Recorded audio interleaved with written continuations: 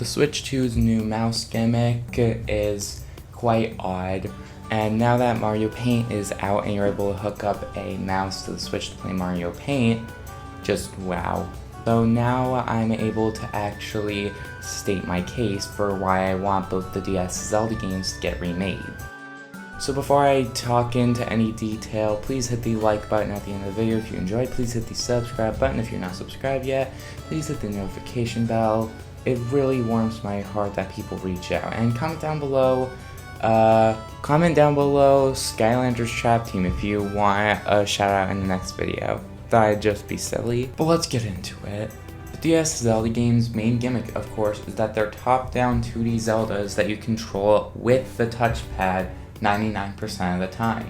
And the only reason that these games can't get remakes is because the experience is so unique to a touchscreen itself. But here's the thing with a mouse laser, or in the Switch 2 Joy-Con's case, a camera, is really sensitive to movement. But when it comes to a touchscreen, things are a little bit more complicated. Still though, the potential to get a touchscreen game being used with a mouse is very likely because of how little frantic movement there is half the time on a touchscreen. Take for example the mini games in New Super Mario Bros. You're able to grip on to a couple of bob-ombs and sword explode and just move them around. So using a mouse wouldn't make much difference. But the problem with the DS Zelda games is that not the entire game just isn't built around the fact that it uses a touchscreen. And that'd be the main problem with a mouse, even if these do get remakes on Switch 2. So if these do get remakes on Switch 2, they need to be reworked and tested thoroughly so that they can be built around the mouse better. I don't want these Zelda games to become easy per se, but just better built around the mouse. And heck, just for some fan service for those who likes the DS Zelda games, allow us to use the touch screen in handheld mode. That'd be kinda neat. So while we wouldn't be able to use a Pro controller, being able to use the buttons on a Joy-Con while it's in mouse mode, like let's say we used A for a sword, B and X for weapons, and I'm not sure what the Y button would be for. Granted, I haven't actually played the game, so I don't know entirely how they work, but I do know the basic setting that 99% of the time they're used on the touch screen. And I get that these take place in the adult timeline, and it's supposed to take after Wind Waker, and the graphics just aren't that good. I think making them actually look like how they are in Wind Waker would probably be amazing. And correct me if I'm wrong, but I believe Phantom Hourglass has a certain temple that you need to replay 5 times in a row. Maybe instead of getting the Phantom Sword at the very end that can destroy the Phantoms, maybe we get it like halfway through. And of course with the microphone gimmick, we can also insert some of the microphone things from the DS Zelda games into them as well.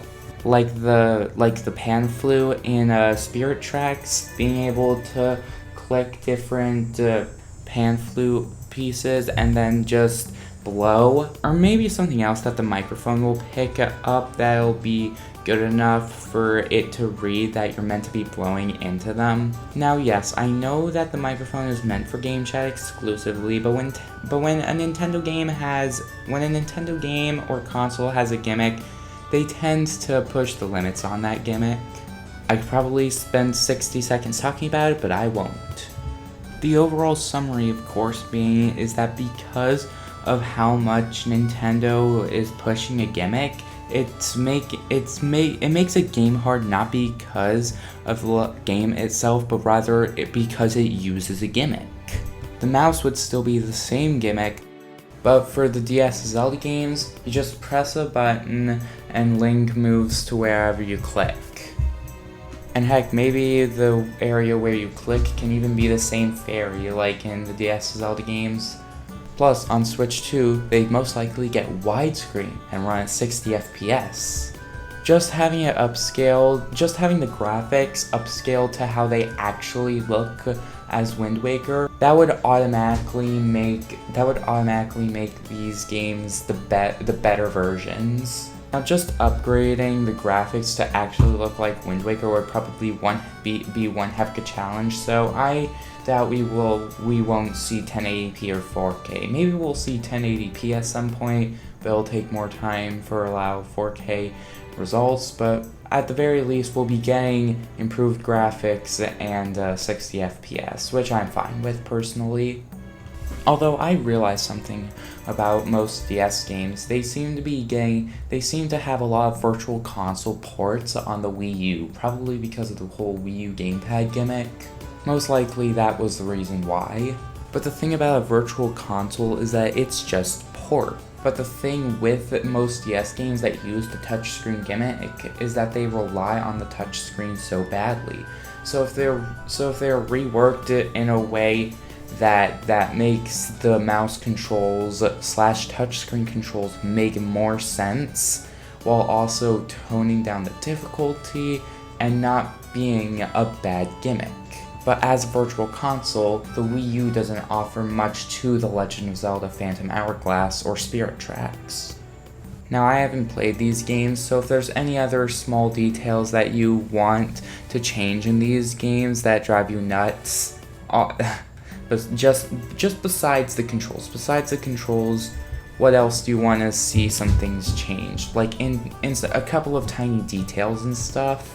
Comment down below for what you'd like to see in a reworked version of the DS Zelda games. I know I keep referring to them like that, but it takes considerably less time than just saying Legend of Zelda Phantom Hourglass and Spirit Tracks. It's less annoying to say as well. I feel like in most of my videos I really repeat a good summary of how a game could be reworked, and really the main thing that could give a reworked benefit for the DS Zelda games is the mouse controls added to the touchscreen and having it built better around the fact that you're using a touchscreen or using something like a mouse. But the biggest takeaway I want to see for these DS Zelda games is for them to be a combo pack, 2 games in 1. Sure, add the OSTs, I don't give a slice of pie.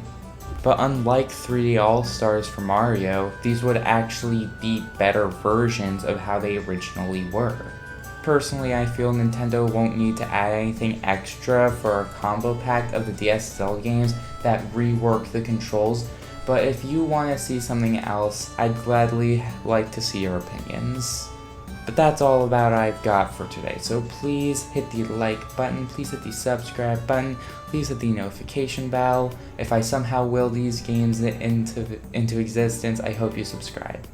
Thanks so much for watching, everybody. Comment Skylanders Trap Team down below if you want a shout out in the next video. I'll see you all next time. Bye, guys.